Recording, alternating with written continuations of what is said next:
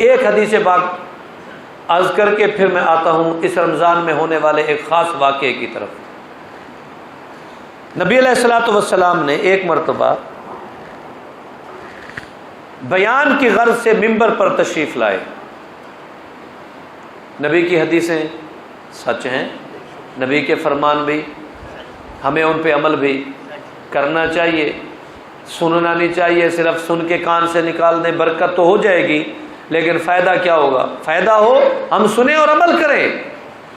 جناب رسالت امام صلی اللہ علیہ وآلہ وسلم تشریف لائے، محراب پر ممبر پر بیٹھنا چاہتے ہیں، 3 سیڑھیاں ہیں جس طرح یہ میں بیٹھا ہوں۔ پہلی سیڑھی کے قریب آئے آمین، دوسری پر آئے آمین، تیسری پر آئے آمین۔ صحابہ نے بعد میں پوچھا اللہ کے نبی آج کوئی خاص بات تھی؟ آپ نے 3 مرتبہ آمین آمین فرمایا۔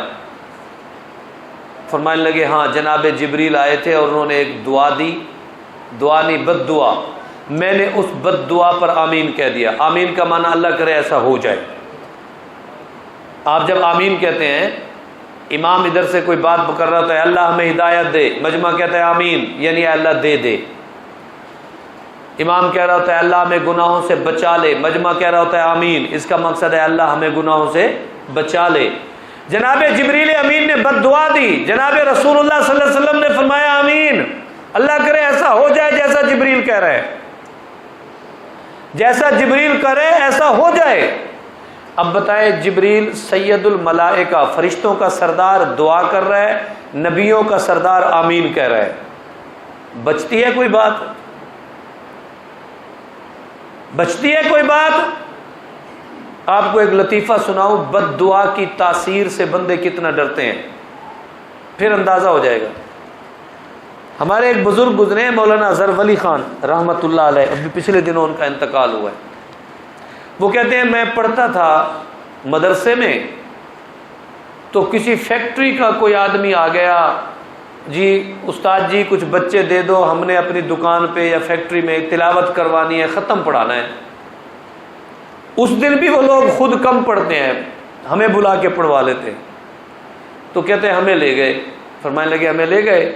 اب ہم جب کہ پڑھ کے فارغ ہوئے تو استادوں نے، چونکہ میں سب سے زیادہ اوپر والے درجے میں پڑھتا تھا، سینئر تھا، تو مجھے فرمایا آپ ان کے بڑے ہو، دعا بھی کرا دینا، ان کو کنٹرول بھی رکھنا، لے جاؤ بچوں کو۔ جب وہاں پہنچے تو اس نے ہم سے 2 پارے جتنے بھی ہم نے پڑھے ختم، پورا ہو گیا، دعا ہو گئی، جانے لگا۔ ٹھیک ہے بیٹے جاؤ، تم جاؤ بچے جاؤ۔ اس نے کہا جاؤ کا کیا مقصد ہے؟ ہماری کوئی خدمت کر یار، کوئی کھلا پلا، کوئی پیسے ویسے دے۔ کہتے جاؤ جاؤ کر لیں گے، میں آپ استاد کو آ کے ملوں گا۔ اس نے کہا استاد جانے تو جان، ہم آئے ہیں 2 گھنٹے سے یہاں بیٹھے ہیں، تیرے باپ کے نوکر ہیں۔ جب اس نے کہا ہم نے ضد کی تو اس نے 50 روپے نکالے، بندے تھے ہم 10-12۔ بھئی یہ 50 کا کیا بنتا ہے، 10-15 بندے ہم، 5-5 روپے بھی نہیں آتے۔ اچھا بابا دعا کرو، ٹھیک ہے دعا کرو۔ اس نے کہا دعا کیوں کریں، تیرے باپ کے نوکر ہیں، دعا کریں۔ وہ کہتا ہے میں نے لڑکوں کو کہا بھئی میں دعا کرنے لگا ہوں، آپ نے آمین کہنا ہے۔ مولانا کہتے ہیں میں نے کہنا شروع کیا اللہ اس کو برباد کر۔ لڑکوں نے کہا آمین۔ اللہ اس کا مندہ کر دے، کاروبار نہ چلے۔ لڑکوں نے کہا آمین۔ اللہ اس کے موٹر سائیکل کو پنچر کر دے، آمین۔ وہ کہتا ہے میں نے بد دعائیں شروع کی، دوڑ کے آیا میرے پاؤں میں اور منہ پہ ہاتھ، خدا دا واسطہ یہ لے 500 بھائی چپ کر۔ وہ پھر کہتے تھے مجھ جیسے 14 صدی کے بعد والے شخص کی بد دعا سے اتنا ڈرتے ہو، جب جناب جبریل نے کہا وہ بھی تو کوئی بات ہوگی نا۔ ایمانداری کی بات یہ ہے کہ دور حاضر میں نالائق سے نالائق، کمزور سے کمزور شخص جو دینی اعمال سے دور ہو، نمازی اتنا نہ ہو پابند، روزے دار پابندی سے نہ ہو، قرآن کی تلاوت کرنے والا پابندی سے نہ ہو، عامی آدمی ہو، وہ بھی اگر چلتے چلتے بد دعائیں دینا شروع کر دے تو بندے ڈر جاتے ہیں۔ بیٹے کو بد دعا دے دی، کاروبار کو دے دی، گھر کو دے دی، میری صحت کو دے دی، میری آنکھوں کو بد دعا دے دی، خدا تجھے اندھا کرے، خدا تجھے گونگا کرے، خدا تجھے ٹنڈا کرے، خدا تجھے بہرا کرے، خدا تجھے تو بندہ ڈر جائے گا، بابا قرآن نہ من، کیا میرے پیچھے پہ گئی، کیا میں نے تیرا قصور کیا؟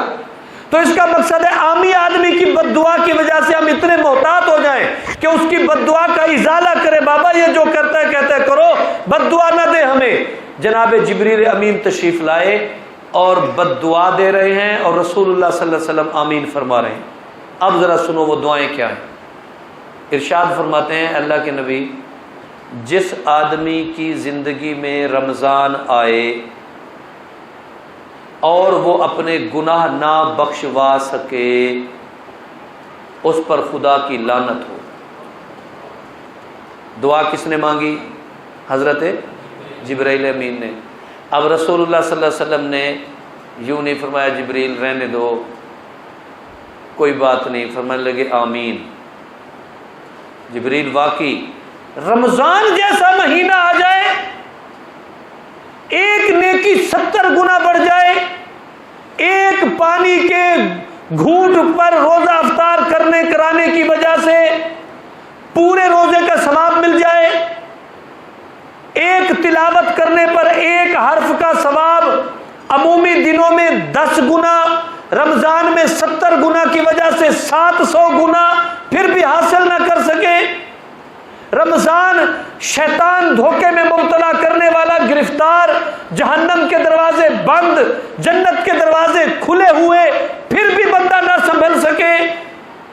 ایک رات ایسی آ جائے جس میں اللہ بنو کلاب کی بکریوں کے بالوں کے برابر بندوں کو جہنم سے آزادی دے، پھر بھی بندہ نہ بخشا جائے۔ اس میں وہ دن آ جائیں، رمضان کے پہلے 10 دن رحمت، دوسرے 10 دن مغفرت، تیسرے 10 دن جہنم سے آزادی، پھر بھی بندہ نہ بخشا جائے۔ اگر اتنا بدبخت اور اتنا نالائق ہے کہ ان تمام سہولتوں سے فائدہ نہیں اٹھا سکتا، پھر جبریل جو تو نے کہا میں محمد بھی کہتا ہوں خدا کرے ایسا ہی ہو جائے۔ ہمیں کوئی سوچنا چاہیے، ہمیں سوچنا چاہیے کہ رمضان کیسا گزر رہا ہے۔ اللہ کے نبی کو جناب جبریل عرض کر رہے ہیں کہ جو زندگی میں رمضان پالے اور اپنے گناہ نہ معاف کرا سکے اور اپنی بخشش نہ کر سکے، گناہوں سے توبہ نہ کر سکے، اپنے رب کو راضی نہ کر سکے، جب رب خود پوچھے حل من مستغفرن، اوے کوئی ہے جو گناہوں کی معافی مانگے؟ یا اللہ اگر کوئی معافی مانگے تو آپ کیا کریں گے؟ اللہ فرماتے ہیں فاغفر لہ، میں اس کے گناہ معاف کر دوں گا، میں معاف کر دوں گا۔ حل من مسترزقن، کوئی ہے جو پریشان ہو اور میرے اصولوں کے مطابق روزی روٹی کی تلاش میں نکل پڑے، رزق کے حصول میں پریشان ہو؟ یا اللہ ہم میں سے تو ہر دوسرا بندہ پریشان ہے۔ اللہ نے فرمایا میرے بتائے ہوئے اصولوں کے مطابق روزی کمانا شروع کر دے، التجا کرنا تیرا کام ہے، رزق کے دروازے میں کھولنے کو تیار بیٹھا ہو۔ اب کوئی آدمی کہے جی رمضان میں بھی تنگی ہے، ہم اس لیے مجبوراً 1 نمبر شے کو 2 نمبر شے کو 1 نمبر کر کے بیچتے ہیں، تو بتائیں ہم نے اللہ کا کہا مانا؟ بھئی جب ہم نے ناپ تول میں کمی نہیں چھوڑی، جب کوالٹی کوانٹیٹی میں کمی نہیں چھوڑی، مقدار و معیار کا ہم نے خیال نہیں کیا، پھر ہم کہیں کہ یہ وعدہ پورا کیوں نہیں ہوا؟ ہم نے اس وعدے کی جو شرائط تھی وہ پوری نہیں کی۔ جب شرط پوری نہیں ہوتی تو مشروط پورا نہیں ہوتا۔ تو رمضان کو پائے اور اپنی غلطیوں کو معافی نہ حاصل نہ کر سکے، رب کو منا نہ سکے، جو رب اتنا مہربان ہوا کھڑا ہے، اتنی نوازشات فرما رہا ہے، ایک پر 10 نہیں 70 نیکیاں عنایت فرما رہا ہے، جو قرآن کے ایک حرف پر 700 حرفوں کا ثواب عطا فرما رہا ہے، جو بنو کلاب کے بکریوں کے برابر مغفرت عطا فرما رہا ہے، جو اعتکاف میں بیٹھنے والوں کو حج کے برابر ثواب عطا فرما رہا ہے، جو اپنے آپ کو ہمہ وقت اتباع سنت میں رکھے، اس پر اللہ فرماتے ہیں الصوم لی وانا اجزا بہ، روزہ جس نے میری رضا کے لیے رکھا اور سارے قوائف روزے کے پورے کیے، وہ جنت ونت کی فکر نہ کرے، جنت کیا ہے، میں رب اسی کا ہوں، میں رب اسی کا ہوں۔ علامہ اقبال نے تو اپنی محبت میں کہا تھا نا کہ محمد سے وفا تو نے تو ہم، اللہ فرما رہے ہیں جواب شکوہ میں کہ محمد سے وفا تو نے تو ہم تیرے ہیں۔ ارے یہ جہاں چیز ہے کیا، اس کے پیچھے کیوں پڑے ہو؟ لوح و قلم تیرے ہیں، فیصلے کرنے والی جو قلم ہے اور جس پر لکھی جانے والی جو پلیٹ اور تختی ہے وہ تیری ہو جائے گی، تو کہتا جائے گا میں رب پورا کرتا جاؤں گا۔ اور روزے پر بھی یہی ہے، الصوم لی وانا اجزا بہ، روزہ میرے لیے ہے اور میں اس کا بدلہ ہوں۔ کچھ اس کی تلاوت یوں کرتے ہیں وانا اجزی بہ، میں اس کا بدلہ میں دوں گا۔ اس کا بدلہ میں دوں گا کا کیا معنی؟ اگر اس کو یوں کہہ لیں الصوم لی وانا اجزی بہ، روزہ میرے لیے ہے، اس کی جزا میں دوں گا، اس کا کیا معنی؟ دیکھیں ہر نیکی پر کسی نہ کسی خیر کی مقدار مقرر ہے۔ حج کر کے آئے مقدار ہے، ایسے ہو گیا جیسے ماں کے پیٹ سے پیدا ہوئے۔ نماز پڑھی، گھر والی مسجد میں پڑھی قریب، غیر جامع میں 1 گنا، بڑی جامع میں پڑھی 27 گنا 70 گنا، اور جناب مسجد بیت المقدس میں پڑھی تو 1000 گنا، مسجد نبوی میں پڑھی 1000 والی روایت، 50,000 والی روایت، کعبے میں پڑھی تو 1,000,000 گنا، ایک اللہ کے نام پر دیا تو 10 گنا 70 گنا 100 گنا 700 گنا، یعنی تمام نیکیوں کی مقداریں مقرر ہیں، روزے کی مقدار نہیں۔ اللہ نے فرمایا روزہ میرے لیے ہے، بدلہ میں دوں گا، آپ روزہ رکھتے جاؤ، دیکھو میں کیا عنایتیں کرتا ہوں، میں کتنی عنایات کرتا ہوں۔ مقداروں میں نہ پڑھنا کہ کتنی مقدار ملے، میں اللہ بھی مقداروں کے بغیر، واللہ یرزق من یشاء بغیر حساب، بغیر حساب کے بے شمار عطا کر دیتا ہوں۔ تو روزے میں یہ فضیلت اللہ نے ہمیں نصیب فرمائی۔ جناب جبریل کی ایک دعا تو آپ نے سن لی، بد دعا تھی وہ، دوسرے سیڑھی پر آپ تشریف لائے، پھر فرمایا آمین۔ اب اس پر آپ نے کیا فرمایا؟ رسول اللہ صلی اللہ علیہ وآلہ وسلم فرماتے ہیں جناب جبریل نے فرمایا جس آدمی کے والدین بوڑھے ہوں اور وہ بوڑھے والدین کو خوش نہ کر سکے یا بوڑھے والدین اس سے ناراض ہوں، اس پر بھی خدا کی لعنت ہو، لعنت ہو، یہ ملعون ہے یہ بندہ، یہ صفِ اول میں بیٹھے صفِ آخر میں بیٹھے، ہر سال حج کرے، ہر سال نیکیاں کرے، سخاوتیں کرے۔ ارے تخلیق کرنے والا اللہ ہے، تولید والدین کے ذریعے ہے، تولید اپنی آنکھوں سے دیکھا ہوا مرحلہ ہے، تخلیق ہم نے اپنے آپ کو بنتے مٹی سے نہیں دیکھا، ہم نے اپنے نطفے کو بنتا نہیں دیکھا، مضغے کو بنتا نہیں دیکھا، علقہ کو بنتا نہیں دیکھا، اس میں ہڈیوں کو گھستا نہیں دیکھا، اس پہ چمڑا چڑھتا نہیں دیکھا، اپنے اوپر کلر کیا ہو رہا ہے ہمارا وہ ہمیں نہیں پتا، ناک کیسی بن رہی ہے، دانت ہونٹ کیسے ہیں، رخسار کان کیسے ہیں، وہ خالق ہے بنانے والا۔ یہ تولید اس کے یہ ذریعہ ہے پیدائش کا، جو پیدائش کے ذریعے والے کو خوش نہیں رکھ سکتا، مجھ خالق کو کیا خوش رکھے گا، مجھ خالق کو کیا خوش رکھے گا؟ جس کے ذریعے تولید ہوئی وہ ان کو راضی نہیں رکھ سکا، جس کے ذریعے تخلیق ہوئی ان سے کیا راضی ہوگا؟ اچھا اگر تولید والے راضی ہو جائیں تو پھر تخلیق والا خالق پتہ ہے کیا کہتا ہے؟ وہ فرماتے ہیں جتنا تیرے ماں باپ تیرے اوپر مہربان ہیں، ان کی مہربانی کو گنتا جا، ایسی 70 اور کر لے۔ شفیق، سمجھدار، مہربان والدین کی مہربانی گنتا جا، ان کو 70 سے ضرب دے، ایک کو شمار نہیں کیا جا سکتا، 70 کو کیسے شمار کرو گے؟ ایک ماں کی محبت کو شمار نہیں کر سکتے۔ میاں پیٹ میں آنے سے لے کر تمہاری جوانی اور بڑھاپے تک جب تک ماں زندہ رہی، تمہارے کپڑوں کی فکر، خوراک کی فکر، صحت کی فکر، علاج کی فکر، تمہاری بود و باش کی فکر، آرام و سکون کی فکر، تمہیں سجا کے کتنا مسکراتی ہے، تمہیں سرما آنکھوں میں ڈال کے کتنا ہنستی ہے، تمہارے بالوں کو کنگھا کر کے کتنا خوش ہوتی ہے، اجلا لباس پہنا کے کتنا خوش ہوتی ہے، سکول بھیج کے کتنا خوش ہوتی ہے، واپس آنے سے پہلے انتظام کر کے کتنا خوش ہوتی ہے، ایک ماں کی خوشی کو شمار نہیں کر سکتے۔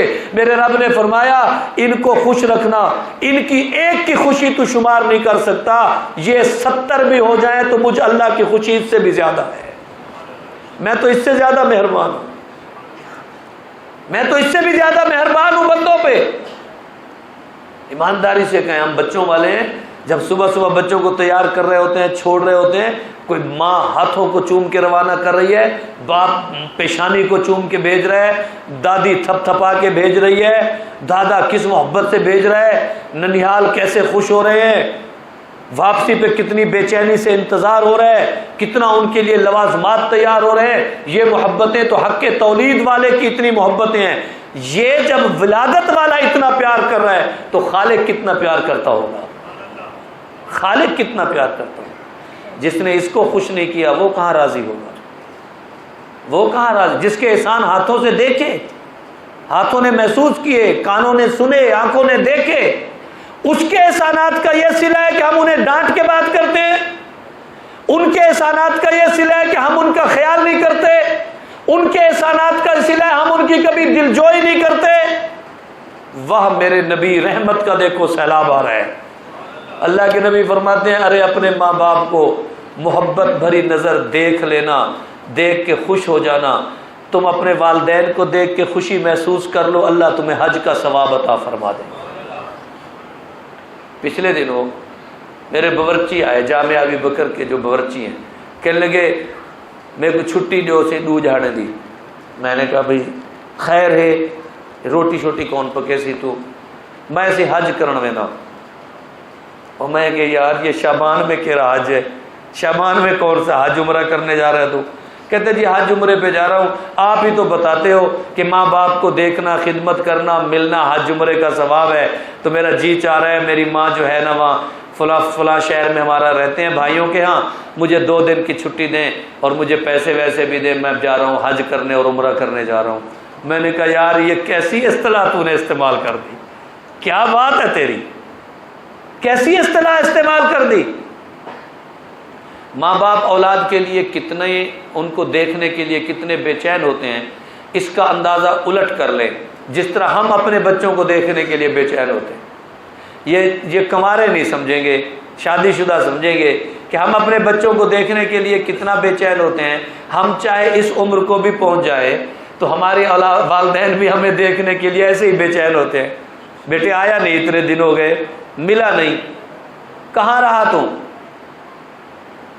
رب کو بھی راضی کر لو رمضان میں اور والدین کو بھی راضی کر لو، جو ذریعہ تولید بنے ان کو بھی راضی کر لو، جس نے خالق نے تخلیق کیا اس کو بھی راضی کر لو۔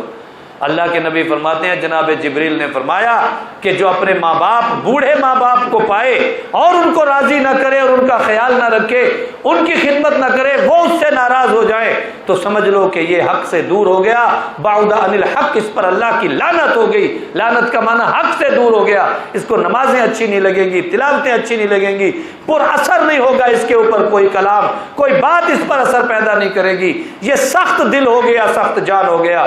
اللہ ہمیں والدین کی خدمت نصیب فرمائے۔ تیسرے نمبر پر آپ نے جو بات فرمائی اس کو بھی سنیں۔ فرماتے ہیں آپ نے، جناب جبریل نے فرمایا اے اللہ کے نبی، جو آپ کا کلمہ بھی پڑھے، آپ کے امتی ہونے کا دعویٰ بھی کرے اور اس کے سامنے آپ کا نام نامی اسم گرامی لیا جائے، کہیں کان میں آواز پڑ جائے کسی نے کہا محمد، محبت سے کہو صلی اللہ، فرمایا کہ اب ایسا شخص جو آپ سے اپنی محبت کا دعویٰ کرے، جو آپ کا امتی ہو، آپ کا کلمہ گو ہو، اور اس کے سامنے، اس کے کانوں میں کہیں سے گونج آئی، کوئی آپ کا نام نامی اسم گرامی لے رہا تھا اور اس نے سنی انسنی کر دی، آپ پر درود نہیں پڑھا، اس نے اس طرح سنی انسنی کر دی جس طرح کسی سیاسی کا نام لیا گیا، کسی طبیب کا لیا گیا، کسی ماہر کا لیا گیا، کسی چھوٹے بڑے کا لیا گیا اور سنی انسنی کر دی، پرواہ نہ کی، تعظیم نہ کی، آپ کے حق میں یہ جملے نہ کہے، درود پاک نہ پڑھا، ایسا غیر مؤدب آدمی، ایسا تعظیم نہ کرنے والا آدمی، آپ کے نام کا اتنا وقار نہ کرنے والا آدمی، بے ادب، ایسا نالائق آدمی، یہ بھی بعد عن الحق لکھ کہتا رہے اپنے آپ کو میرا تعلق آپ سے ہے، لیکن اگر آپ کا نام سن کے اس کی زبان سے درود پاک نہیں نکلا تو یہ شخص بھی اللہ کی لعنت کا گرفتار ہو گیا۔ 3 بد دعائیں جناب جبریل امین نے دیں اور ان پر اللہ کے رسول نے آمین فرمائی۔ میرے بھائیوں، ہمیں کچھ سوچنا پڑے، یہ ہماری روحانی تربیت ہے۔ روحانی کیا ہے؟ رمضان آیا، ہم اپنے گناہ بخشوا لیں، یہ ہماری اصلاح ہے۔ والدین بوڑھے ہیں، ان کی خدمت کر کے نیکیاں کما لیں، نیکیاں کما لیں، ان کو خوش کر دیں، وہ ہمیں دیکھ کے خوشی محسوس کریں، ہم انہیں دیکھ کے خوشی محسوس کریں۔ سبحان اللہ، ادھر یہ ماں باپ سے اولاد خوش ہو رہی ہے، ادھر میرا اللہ عرش پہ خوش ہو رہا ہے، ادھر میرا اللہ عرش پہ خوش ہو رہا ہے۔ یہ بوڑھے، یہ بزرگ، یہ والدین، ان کا احترام، ان کی تعظیم، یہ انتہائی اہم ذمہ داری ہے۔ اور بحیثیت امتی، بحیثیت رسول اللہ صلی اللہ علیہ وسلم کے کلمہ گو کے آؤ ہم سب ارادہ کر لیں، آپ کا نام نامی، اسم گرامی ہمارے کانوں میں آئے، اونچی آواز سے نہیں کہنا، کوئی ضروری نہیں، اللہ تو سننے والا ہے، ہم نے کہہ دیا صلی اللہ علیہ وسلم۔ ادھر ہم نے کہا صلی اللہ علیہ وسلم، ادھر میرا رب ہم سے کیا ہو گیا؟ راضی ہو گیا۔ کسی کے سامنے اس کی اولاد کی تعریف کی جائے، چھوٹوں کی تعریف کی جائے، بڑا خوش ہوتا ہے۔ شاید میں نے آپ کو بتایا بھی اور پھر مجھے ذہن میں آ رہا ہے، پچھلے دنوں یہاں شکار پہ آئے تھے کچھ لوگ غیر ملک سے، یہ دبئی کے شہزادے آ کے شکار کھیلتے ہیں۔ جب وہ جاتے ہیں تو پھر اپنی چیزیں اپنے ان خادموں کو دے کے جاتے ہیں جو پاکستانی خادم ان کی خدمت کرتے ہیں۔ تو ایک خادم کہتا ہے کہ میرے جی میں تو تھا مجھے کوئی نہ کوئی چیز دے کے جائیں۔ سب جاتے تھے، بڑی دیر تک ان کے ساتھ رہتے، ہاتھ دھلانا، ان کی دیگر خدمتیں کرنا، برتن اٹھانا، کوئی نہ کوئی جملہ بولنا، سننا کہ اس کی توجہ ہو جائے۔ وہ کہتے ہیں میں صرف جاتا، اپنا کام کرتا، واپس آ جاتا۔ جب وہ جانے لگے تو انہوں نے ہم سب کو بلا کے میٹنگ کی اور بتایا، ہاں بھی بتاؤ میرا نشانہ کیسے تھا؟ کسی نے کہا کیا خوب نشانہ آپ کا جی، آپ نے یہاں سے تاک کے مارا، آپ نے چاہا گردن پہ لگے تو وہ گردن پہ ہی لگا، وہ اڑتے پرندے کی گردن پہ ہی لگا۔ آپ نے ہرن کو مارا، آپ نے چاہا ران پہ لگے تو ران پہ ہی لگا۔ کیا بات ہے، ہم نے نہیں دیکھا ہے ایسا کوئی نشانے باز۔ کسی نے نشانے کی تعریف کی، کسی نے سخاوت کی، کسی نے کیسی۔ وہ کہتا ہے میں بھی بیٹھا تھا، اس نے کہا آپ نہیں بول رہے بھائی۔ کہنے لگے جی آپ کا نشانہ بڑا اچھا ہے، بڑا پیارا ہے، مزیدار ہے، لیکن آپ کی ٹیم میں ایک اور ہے جس کا نشانہ آپ سے بھی اچھا ہے۔ کہتا ہے اس کی تیوری چڑھی، بھئی مجھ سے اچھا اور کون ہے، یہ کس کی تعریف کرنا چاہتا ہے؟ وہ کہتا ہے میرے بھی دل میں تھا، میں نے بھی تاک کے تیر مارا۔ میں نے کہا صاحب نشانہ آپ کا بہت اچھا ہے، لیکن آپ کے بیٹے کا جو نشانہ ہے تو کیا ہی بات ہے۔ اس نے کہا جب میں نے اس کے بیٹے کا نام لیا تو اس کی باتیں کھلی، وہ مہربان ہو گیا، مجھے قریب بٹھا لیا۔ ارے دنیا میں باپ کے سامنے بیٹے کا نام تعظیم سے لے لیا، باپ خوش ہو گیا۔ ماتحت کے نام افسر کے سامنے اس کے کسی ورکر کا نام لے دیا، وہ خوش ہو گیا کہ میرا سٹاف اتنا اچھا ہے، لوگ اتنے مطمئن ہیں۔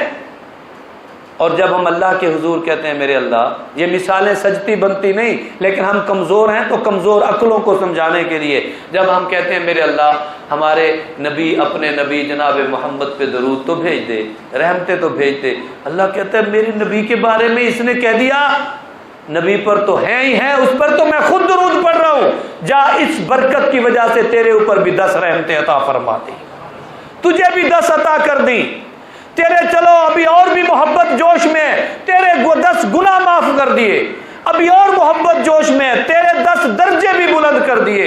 ایک مرتبہ درود پڑھا، 30 مرتبہ تو 30 فائدے تو غیر رمضان میں ملے، اور رمضان میں درود پڑھیں گے تو ایک کو 70 سے ضرب دیں، اللہ بے شمار نعمتیں عطا فرما دیں گے۔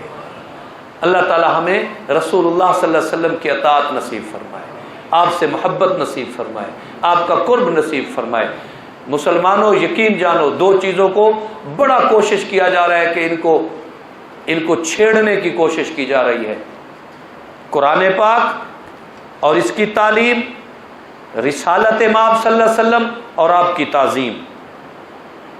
قرآن کی تعلیم کو بھی غیر ضروری اور ایسا تاثر دیا جاتا ہے کہ اس کے پڑھنے والے بیچارے یہ معاشرے کے غیر ضروری لوگ ہیں، ان کا کیا فائدہ ہے، یہ ہماری عملی زندگی میں کس کام کے ہیں، کیا کرتے ہیں، یہ کیا فائدہ ہے ان کا ہمیں، غیر ضروری سمجھنے والے حضرات محتاط رہے، اللہ کی قسم محتاط رہے۔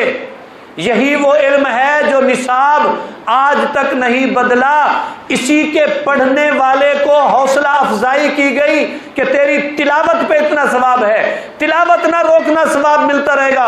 سمجھ نہیں آیا، بات جہنم کی تھی تو نے تلاوت مزے سے کی، بات جنت کی تھی تو نے تلاوت مزے سے تھی، بات اس قوم کی تھی جس قوم پہ میرا غضب آیا تو نے تلاوت مزے کی تھی۔ تیری مزے کی تلاوت کرنے پر 10 نیکیاں ہیں۔ تلاوت کے شوق میں کسی کو سمجھنے کا موقع مل جائے گا، سمجھنے کے شوق میں کسی کو سمجھانے کا موقع مل جائے گا۔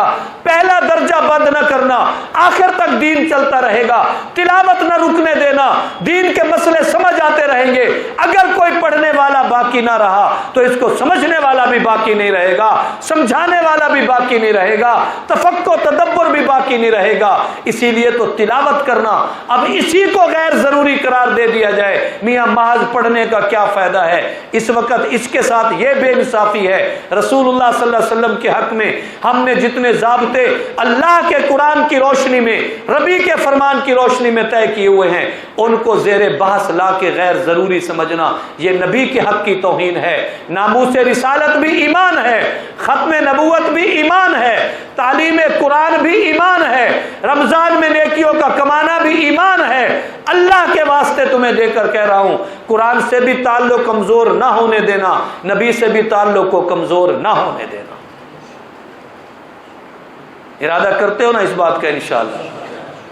یہ باتیں آج کل کرنا یوں ہے جیسے انگارے ہاتھ پر رکھنا، یہ معمولی بات نہیں ہے۔ ہمیں پتہ ہے کہ ہم یہ 2-4 جملے جو اپنے دوستوں کو کہہ جاتے ہیں پھر اس کی ہمیں کتنی فیسیں بھگتنی پڑتی ہیں، یہ ہمیں پتہ ہے، لیکن آپ اس کی پرواہ نہ کریں، آپ اس کی پرواہ نہ کریں۔ قرآن سے محبت کریں، قرآن پڑھنے والوں سے محبت کریں، پڑھانے والوں سے محبت کریں، مدارس کی خیر مانیں۔ اللہ کی قسم یہ موجود رہے، اس وقت تک ہمیں حلال کا پتہ بھی چلتا رہے گا، حرام کا بھی پتہ چلتا رہے گا۔ مادر پدر آزاد ہونے کی بجائے اللہ کے حدود و قیود کے اندر پابند رہیں گے اور زندگی خیر کی گزارتے رہیں گے۔ اور اگر ہم اس سے دور ہو گئے تو مثل انعام جانوروں کی طرح زندہ رہیں گے، پھر ہمارے زندہ رہنے کا کوئی فائدہ نہیں۔ اسی طرح رسول اللہ صلی اللہ علیہ وآلہ وسلم کی محبت میں سر سے پاؤں تک، اول سے آخر تک ہمیشہ دن رات ایسے سرشار ہو جائیے، ادھر میرے محمد کی بات آئے ادھر امتی بچھا چلا جائے۔ ہماری نظر احترام میں، ہماری زبان احترام میں، ہمارے کان احترام میں، ہماری سوچیں احترام میں اسی طرف توجہ ہماری چلی جانی چاہیے۔ پھر ہم سمجھیں گے کہ ہم نے اپنا نام تو لکھوا لیا، اب نتیجہ میرے اللہ کے اختیار میں ہے، اور بندہ اخلاص سے کام کرے تو اللہ بندے کی نیکی کو ضائع نہیں کرتا۔ اللہ تعالی ہمیں ان دونوں کی طرف متوجہ فرمائے، اللہ عمل کی توفیق عطا فرمائے۔ زکوٰۃ کے